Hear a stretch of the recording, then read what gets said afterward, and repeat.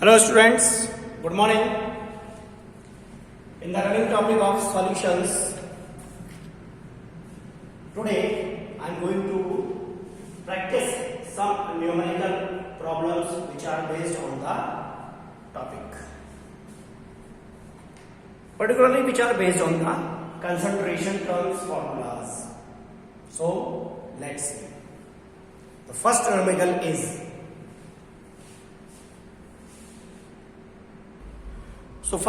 is calculate the mass percentage of benzene. Formula is C6H6 and carbon tetrachloride. If 22 gram of benzene is dissolved in 122 gram of CCl4.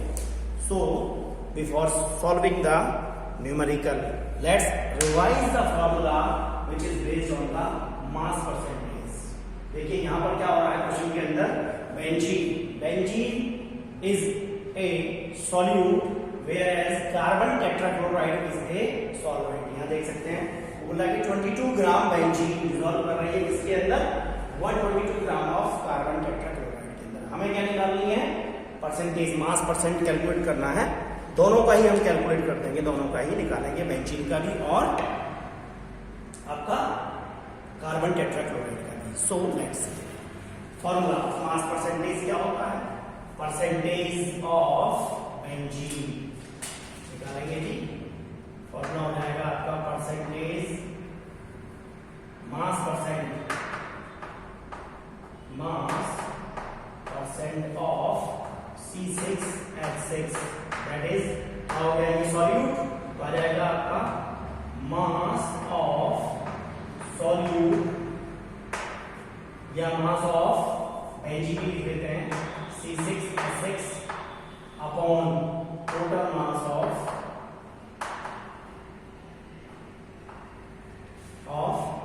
क्या रहेगा? Solution.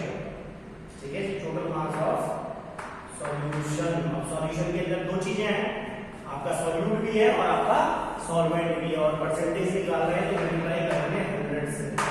तो यहाँ क्या आ जाएगा? Percentage of C6H6 is equal to mass of benzene कितना दिया हुआ है? 22 divided by total mass 22 plus, यानी ये तो आ गया बेंजीन का, और दूसरा है कार्बन टेट्राक्लोराइड दैट इज 122. ये आ गया आपका 22 अपॉन 144. 22 एंड 122 तो कितना आ गया? 22 और डिवाइडेड बाय 144 क्या आ जाएगा? इसको डिवाइड करेंगे, मल्टीप्लाई बाय 100. ये हो गया आपका 2200 divided by 144 that is equal to, divide करेंगे तो आ जाएगा आपका 15.28%. क्लियर? तो ये तो आ गया आपका सॉल्यूट का. अब देखते हैं सॉल्वेंट का, यानी percentage mass percent of in the case of CCl4 is equal to हो जाएगा आपका mass of CCl4 upon mass of C6H6 plus mass of CCl4 multiply by 100. ये आ गया आपका 122 divided by 22 plus 122 multiply by 100 is equal to 122 divided by 144 multiply by 100 is equal to 1200 divided by 144. इसको अगर हम divide करेंगे तो that would be 84.72%. 84.72%. देखिए इसका एक अल्टरनेट मेथड मैं आपको और बता देता हूं कि अगर हमने क्या निकाल लिया, सॉल्यूट का कैलकुलेट कर लिया है, क्योंकि सॉल्यूशन के अंदर क्या है, सॉल्यूट और सॉल्वेंट है, तो इसको ना निकाल करके अल्टरनेट मेथड ये है कि हम 100 में से जो सॉल्यूट का आया है, कितना आया था? 15.28. इसको हम माइनस करते हैं तो भी हमारा कितना आ जाएगा? 84.72%. इस तरीके से भी हम इसको कैलकुलेट कर सकते हैं, लेकिन ये अल्टरनेट मेथड है. चलो ध्यान रखेंगे, ये हमने निकाला यहाँ सॉल्यूट का, ये निकाला हमने सॉल्वेंट का. तो that is based on the mass percent. So let's see next numerical. अगला न्यूमेरिकल देखते हैं.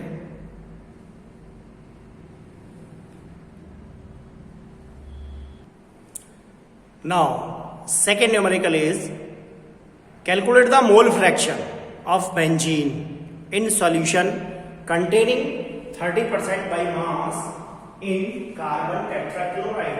देखिए सिमिलर क्वेश्चन है बिल्कुल, और बस हमें क्या कैलकुलेट करना है की बार निकालना है हमें मोल फ्रैक्शन, जो दूसरी टर्म है, अलग टर्म है। पहले में निकाला था हमने परसेंटेज मास, यहाँ निकाला है हमने मोल फ्रैक्शन। बेंजीन जो है वो डिसॉल्व हुआ है कार्बन टेट्राक्लोराइड के अंदर, लेकिन उसने ये कहा है कि बेंजीन कितना है 30% डिसॉल्व। अब बेंजीन अगर 30% है तो यहाँ पर हम मास निकालेंगे, यानी कि लेट, मानते हैं सॉल्यूशन देखें इसका, let the total mass of the solution, हम क्या ले लेते हैं टोटल मास, कि हमने इतना टोटल मास इसका सॉल्यूशन का, जिसके अंदर सॉल्यूट भी है यानी बेंजीन भी है और कार्बन टेट्राक्लोराइड भी है। Let the mass of the solution be 100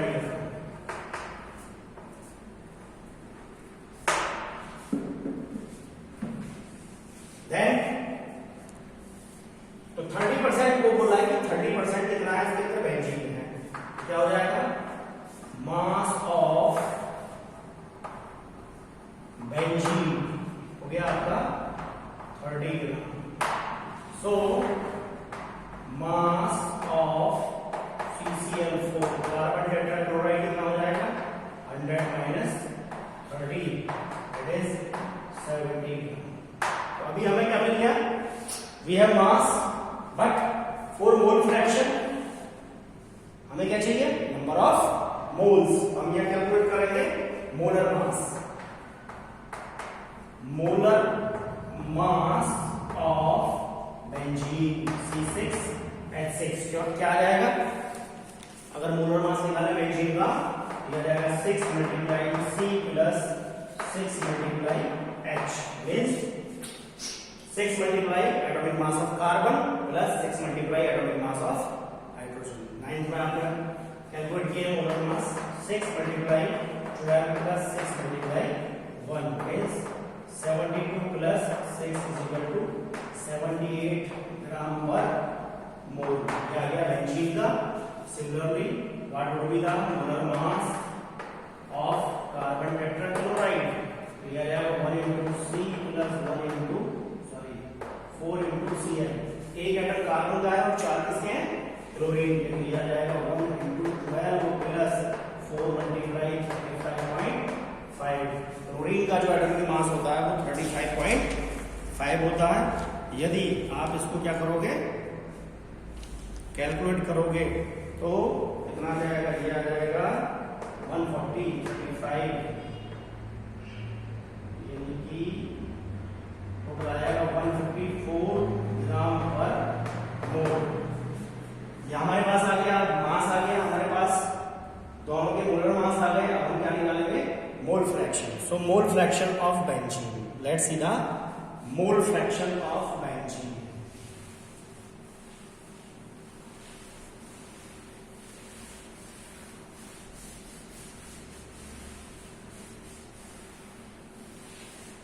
दोनों का मास निकाल लिया, मोलर मास क्या हो जाएगा,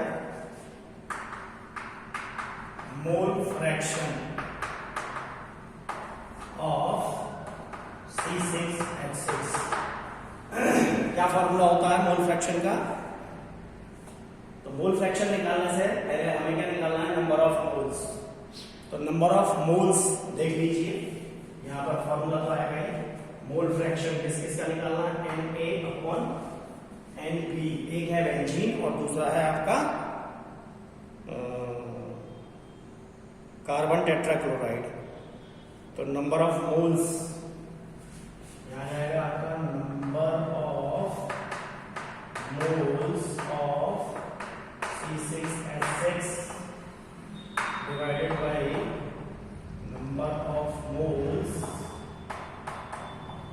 of C6H6 plus total number of moles of CCl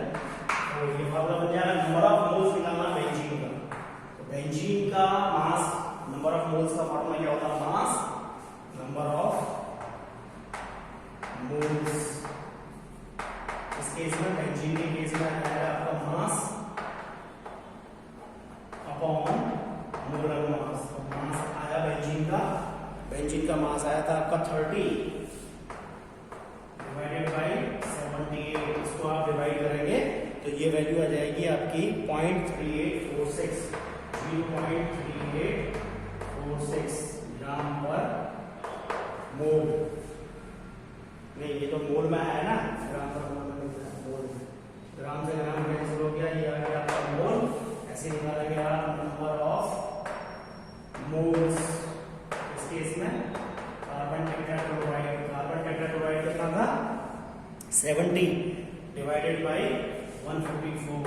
70 divided by 154, इसको डिवाइड कर देंगे तो डिवाइड करने पर आ जाएगा 0.45 ये आ गया। अब इन दोनों मोल्स को इस फॉर्मूले के अंदर पुट कर दीजिए।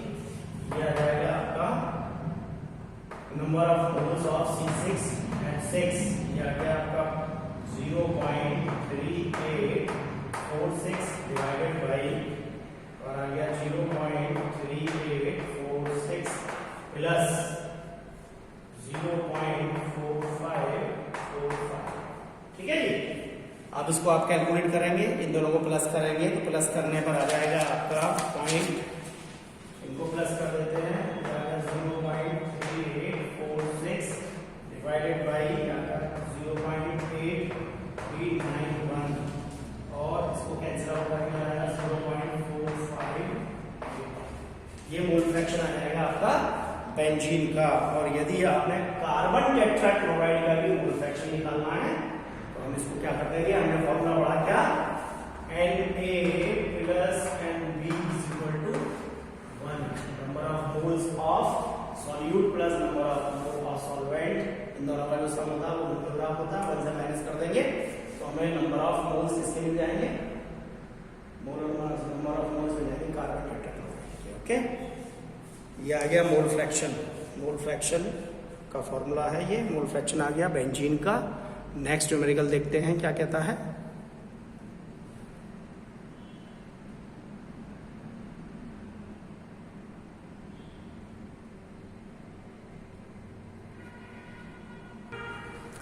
चलिए नेक्स्ट न्यूमेरिकल है, calculate the molarity of each of the following. हमें क्या निकालना है, थर्ड केस आ गया आपका मोलरिटी का।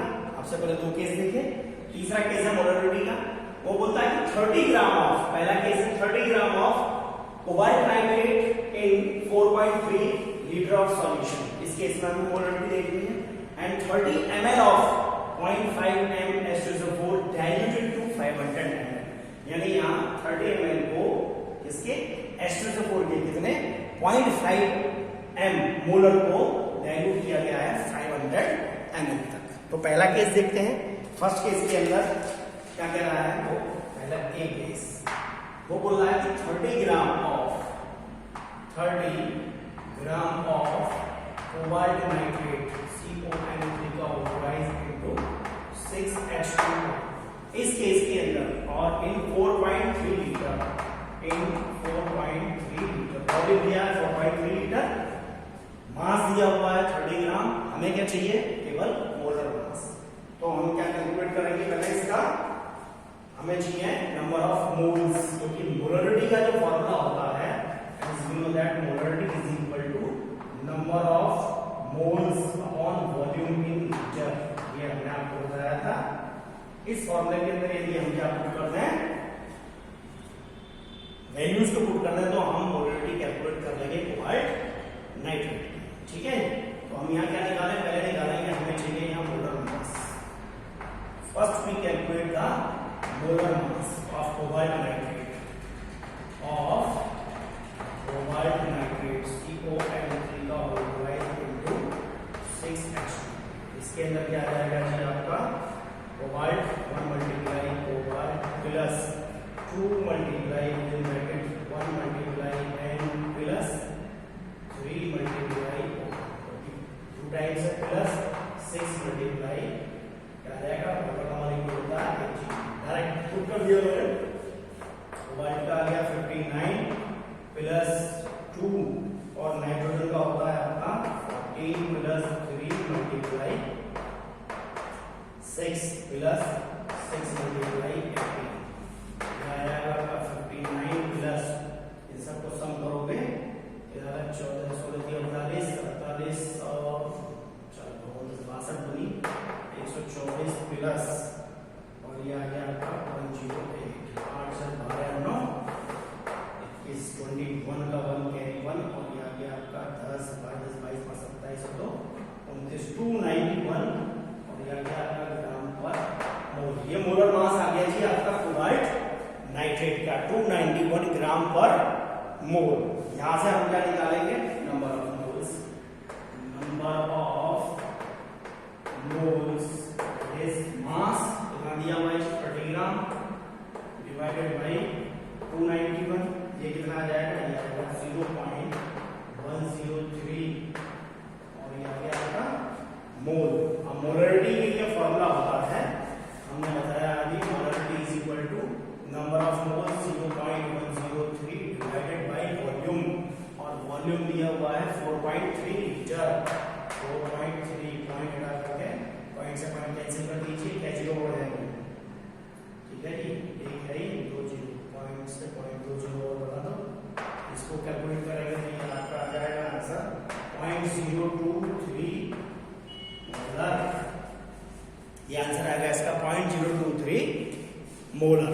अब इसका बी केस देखते हैं। बी केस के अंदर वो क्या कह रहा है ये हो गया मोलरिटी का फर्स्ट पार्ट। सेकंड पार्ट देखते हैं सेकंड में क्या बोल रहा है। And the B part 30 ml of 0.5 m H2SO4 diluted to 500 ml यानी वो क्या कर रहा है यहां पर हम निकालेंगे number of moles present in 100 ml of 0.5 m H2SO4 ये कितना आ जाएगा that is equal to 0.5 मोल। अगर हम इसको हम मान लें 100 ml के ठीक है क्योंकि ये 30 ml को बोल रहा ठीक है। अब क्या आ जाएगा तो is equal to 0.5 multiply 30 divided by कितना जी 1000 तो इसका वॉल्यूम आ जाएगा हमारे नंबर ऑफ मोल यानी 0.015 ठीक है। ये बी वाले पार्ट का आंसर होगा ठीक है 0.015 मोल आ गए। अब हमें निकालना है किसके अंदर नंबर ऑफ मोल्स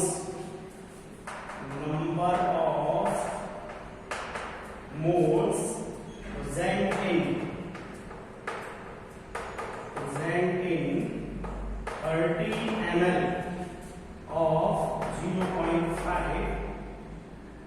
H2SO4 इसके अंदर कितने होंगे तो ये आ गए आपके 0.015 मोल ठीक है। तो मोलरिटी क्या आ जाएगी मोलरिटी का फॉर्मूला आपको क्या है number of mole 0.015 divided by volume 0.5 point से पॉइंट को कैंसिल कर देंगे ये आ जाएगा आपका 0.03 इसकी मोलरिटी आ जाएगी 0.03 मोलर। ये दोनों ही पार्ट का आंसर आ गया। आगे चलते हैं नेक्स्ट न्यूमेरिकल के ऊपर। चलिए जी नेक्स्ट क्वेश्चन है आपका calculate the mass of urea. इस क्वेश्चन के अंदर हमें क्या निकालना है मास निकालना है यूरिया का। Formula is NH2CONH2 required in making 2.5 kilogram of 0.25 molar aqueous solution. यानी ये किसके ऊपर हो गया क्वेश्चन मोलरिटी के ऊपर है। तो यहां सबसे पहले हम कैलकुलेट करते हैं मोलर मास। सॉल्यूशन में देखेंगे first molar mass of urea NH2CONH2